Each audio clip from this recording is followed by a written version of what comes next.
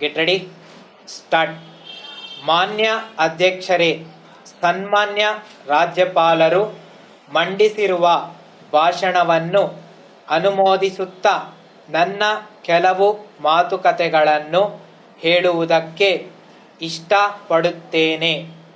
Mini ವಿಧಾನಸೌಧದಲ್ಲಿ ನೋಂದಣಿ ಕಚೇರಿಗೆ ಸ್ಥಳಾವಕಾಶ ಇಲ್ಲದಿರುವ ಕಡೆ ಉಪ ನೋಂದಣಾಧಿಕಾರಿಗಳ ಕಚೇರಿ ಕಟ್ಟಡದ ನಿರ್ಮಾಣಕ್ಕಾಗಿ ಸರ್ಕಾರ 3 ಕೋಟಿ ರೂಪಾಯಿಗಳನ್ನು ಒದಗಿಸಲು ಉದ್ದೇಶಿಸಿದೆ. ನೋಂದಣಿ ದಾಖಲೆಗಳ ಗಣಕೀಕರಣ ಕಾರ್ಯಕ್ಕಾಗಿ ಕೂಡ ಬೆಂಬಲ ಒದಗಿಸಲಾಗುವುದು. ಕಟ್ಟಡ ನಿರ್ಮಾಣಕಾರರು ಮತ್ತು ಆಸ್ತಿ ಅಭಿವೃದ್ಧಿದಾರರಿಂದ ಸರ್ಕಾರಿ ಜಮೀನಿನ ಅತಿಕ್ರಮಣ ಪ್ರಕರಣಗಳು ವಿಶೇಷವಾಗಿ ಬೆಂಗಳೂರು ನಗರದಲ್ಲಿ ಒಂದು ತೊಂದರೆಯಾಗಿ ಪರಿಣಮಿಸಿದೆ.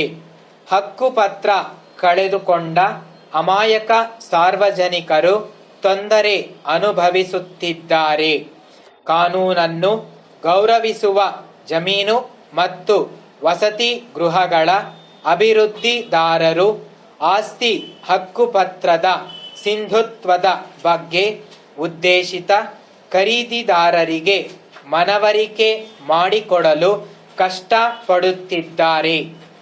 ವಸತಿ ಸಂಕೀರ್ಣಗಳಲ್ಲಿ ಮನೆ ನಿವೇಶನವನ್ನು ಖರೀದಿಸುವವರು ಆಸ್ತಿ ಒಡೆತನ ಪತ್ರದ ನ್ಯಾಯಬದ್ಧ ಸಿಂಧುತ್ವದ ಬಗ್ಗೆ ಚಿಂತಿಸುತ್ತಾರೆ.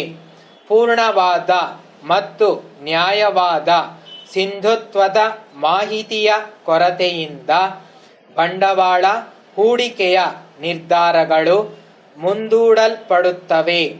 ದಾಖಲೆ ಪತ್ರಗಳ ನ್ಯಾಯಬದ್ಧತೆಯನ್ನು ದೃಢಪಡಿಸಿಕೊಳ್ಳಲು ಅಪಾರ ಹಣ ಖರ್ಚಾಗುತ್ತದೆ. ಗೃಹ ನಿರ್ಮಾಣಕ್ಕೆ ಸಾಲ ನೀಡುವ ಸಂಸ್ಥೆಗಳು ಸಹ ನ್ಯಾಯಬದ್ಧ ಹಕ್ಕು ಪತ್ರಗಳ ಸಿಂಧುತ್ವ ಖಾತ್ರಿಪಡಿಸಿಕೊಳ್ಳಲು ಅಪಾರ ಹಣ ವೆಚ್ಚ ಮಾಡುತ್ತಿವೆ. ಈ ಅಡೆತಡೆಗಳನ್ನು ನಿವಾರಿಸಲು ನಾನು ಈ 2 ಕ್ರಮಗಳನ್ನು ಜಾರಿಗೊಳಿಸಲು ಉದ್ದೇಶಿಸಿದ್ದೇನೆ. ನಮ್ಮ ಸರ್ಕಾರವು ಆಸ್ತಿ ಹಕ್ಕಿನ ವಿಮಾ ಪತ್ರದ ವ್ಯವಸ್ಥೆಯನ್ನು ಜಾರಿಗೊಳಿಸಲು ಉದ್ದೇಶಿಸಿದೆ.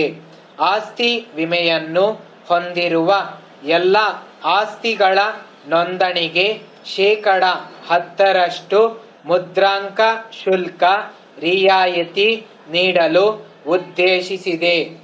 ಬೆಂಗಳೂರು ನಗರದಲ್ಲಿನ ಅಭಿವೃದ್ಧಿದಾರರು, ಕಟ್ಟಡ ನಿರ್ಮಾಣಗಾರರು ಮತ್ತು ಮನೆ ಮಾಲೀಕರ ಹಾಗೂ ಆಸ್ತಿಯ ವಿವರಗಳನ್ನು ಒಳಗೊಂಡ ಮಾಹಿತಿ ಭಂಡಾರವನ್ನು ಖಾಸಗಿ ಮತ್ತು ಸಾರ್ವಜನಿಕ ಸಹಭಾಗಿತ್ವದ ಮಾದರಿಯಲ್ಲಿ ಸ್ಥಾಪಿಸಲು ನಾವು ಉದ್ದೇಶಿಸಿದ್ದೇವೆ.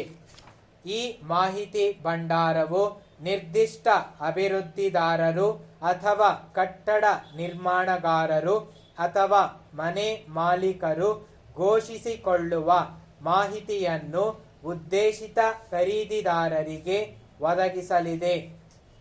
ಆಸ್ತಿ ಹಕ್ಕಿನ ವಿಮಾ ಪತ್ರದ ರಕ್ಷಣೆಯನ್ನು ಹೊಂದಿರುವ ಆಸ್ತಿಗಳ ಬಗ್ಗೆ ಎಲ್ಲ ವಿವರ ಮತ್ತು ಮಾಹಿತಿಗಳು ಲಭ್ಯವಿರುವುದರಿಂದ ಸಹಜವಾಗಿ ಇದು ಆಸ್ತಿ ವ್ಯವಹಾರಗಳನ್ನು ಸುಲಲಿತಗೊಳಿಸುತ್ತದೆ. ಇನ್ನು ಸರ್ಕಾರಿ ಆಸ್ಪತ್ರೆಗಳನ್ನು ಅವಲಂಬಿಸುವವರು ಬಹುತೇಕ ಬಡಜನರಾಗಿರುತ್ತಾರೆ. ನಮ್ಮ ಹಲವಾರು ಆಸ್ಪತ್ರೆಗಳ ಹೊರರೋಗಿ ವಿಭಾಗಗಳು ಸರ್ಕಾರಿ ಕಚೇರಿಗಳಂತೆ ಬೆಳಗ್ಗೆ 9 ರಿಂದ ಸಂಜೆ 5ರವರೆಗೆ ಮಾತ್ರ ಕಾರ್ಯನಿರ್ವಹಿಸುತ್ತವೆ. ಇದು ದುಡಿಯುವ ಜನರು ಮತ್ತು ಕಚೇರಿಗೆ ಹೋಗುವ ಜನರು ಕೆಲಸಕ್ಕೆ ಹೋಗುವ ಸಮಯವಾಗಿರುತ್ತದೆ. ಅವರು ಕೆಲಸದಿಂದ ವಾಪಸ್ಸು ಬರುವ ವೇಳೆಗೆ ಹೊರರೋಗಿ ವಿಭಾಗಗಳು ಮುಚ್ಚಿರುತ್ತವೆ. ಹೀಗಾಗಿ ನಮ್ಮ ಆಸ್ಪತ್ರೆ ವ್ಯವಸ್ಥೆ ಗರಿಷ್ಠ ಪ್ರಮಾಣದಲ್ಲಿ ಬಳಕೆಯಾಗುತ್ತಿಲ್ಲ. ಆದ್ದರಿಂದ ನಮ್ಮ ಆಸ್ಪತ್ರೆಗಳನ್ನು ಗರಿಷ್ಠ ಪ್ರಮಾಣದಲ್ಲಿ ಬಳಸಿಕೊಳ್ಳಲು 30 ಹಾಸಿಗೆ ಹಾಗೂ ಅದಕ್ಕಿಂತ ಹೆಚ್ಚಿನ ಹಾಸಿಗೆ ಸಾಮರ್ಥ್ಯವುಳ್ಳ ಎಲ್ಲ ಸರ್ಕಾರಿ ಆಸ್ಪತ್ರೆಗಳಲ್ಲಿ ಸಂಜೆಯ ಹೊರರೋಗಿ ವಿಭಾಗಗಳನ್ನು ತೆರೆಯಲು ಉದ್ದೇಶಿಸಲಾಗಿದೆ.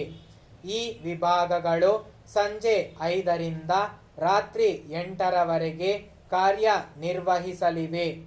ಸರ್ಕಾರಿ ಆಸ್ಪತ್ರೆಯ ಎಲ್ಲ ವೈದ್ಯರು ವಾರದಲ್ಲಿ ಗರಿಷ್ಠ 5 ದಿನ ಸಂಜೆ ಹೊರರೋಗಿ ವಿಭಾಗದಲ್ಲಿ ಕಾರ್ಯನಿರ್ವಹಿಸಬೇಕು. ಈ ವಿಭಾಗದಲ್ಲಿ ಕಾರ್ಯನಿರ್ವಹಿಸುವ ವೈದ್ಯರಿಗೆ ಪ್ರತಿ ದಿನಕ್ಕೆ 300 ರೂಪಾಯಿಗಳ ಹೆಚ್ಚುವರಿ ಗೌರವ ಧನವನ್ನು ನೀಡಲಾಗುವುದು. ಇದೇ ರೀತಿ ದಾದಿಯರಿಗೆ ಪ್ರತಿ ದಿನಕ್ಕೆ 100 ರೂಪಾಯಿಗಳ ಹೆಚ್ಚುವರಿ ಗೌರವ ಧನವನ್ನು ನೀಡಲಾಗುವುದು.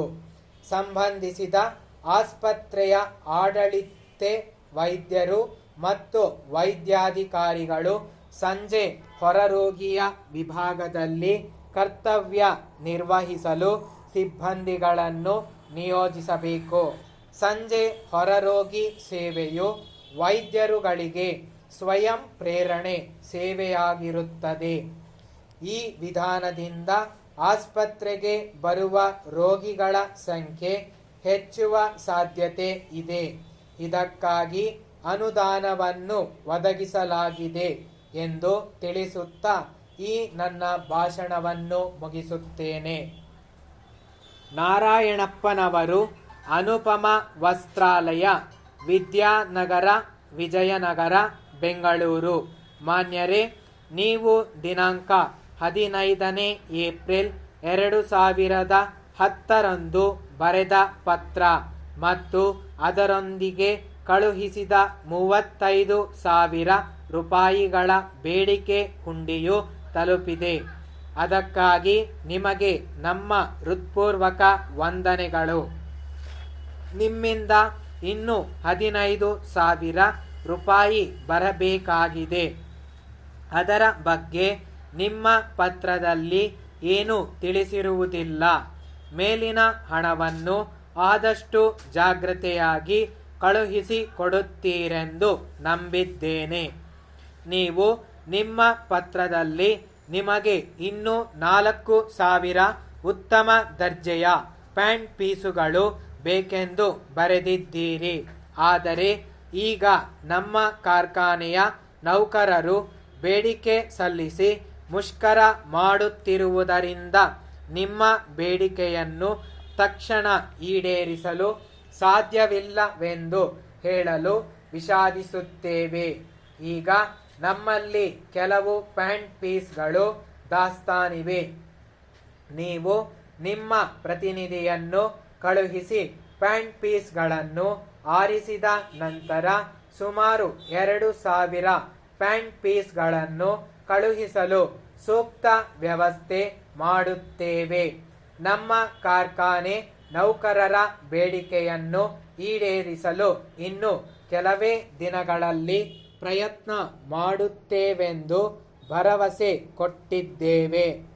ನೌಕರರು ಕೆಲಸಕ್ಕೆ ಹಾಜರಾದ ನಂತರ ಉಳಿದ 2,000 ಪ್ಯಾಂಟ್ ಪೀಸ್ಗಳನ್ನು ಕಳುಹಿಸಲು ಸೂಕ್ತ ವ್ಯವಸ್ಥೆ ಮಾಡುತ್ತೇವೆ ಮತ್ತು ತಮಗೆ ತೊಂದರೆ ಆಗಿದ್ದರೆ ವಿಷಾದಿಸುತ್ತೇವೆ. ನಾವು ನಿಮಗೆ ಹಿಂದಿನ ಸಾರಿ ಕಳುಹಿಸಿದ ಪ್ಯಾಂಟ್ ಪೀಸ್ಗಳಲ್ಲಿ ಕೆಲವು ಪ್ಯಾಂಟ್ ಪೀಸ್ಗಳು ಉತ್ಪಾದನಾ ತಪ್ಪುಗಳಿಂದ ಕೂಡಿದ್ದುದಾಗಿ ತಿಳಿಸಿದ್ದೀರಿ.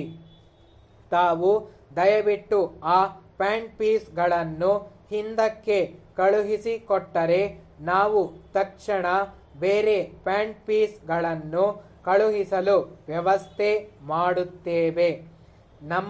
ನಿಮ್ಮ ವ್ಯಾಪಾರ ಸಂಬಂಧ ಇದೇ ರೀತಿ ಮುಂದುವರೆಯಲೆಂದು ಹಾರೈಸುತ್ತೇನೆ. ತಮ್ಮ ವಿಶ್ವಾಸಿ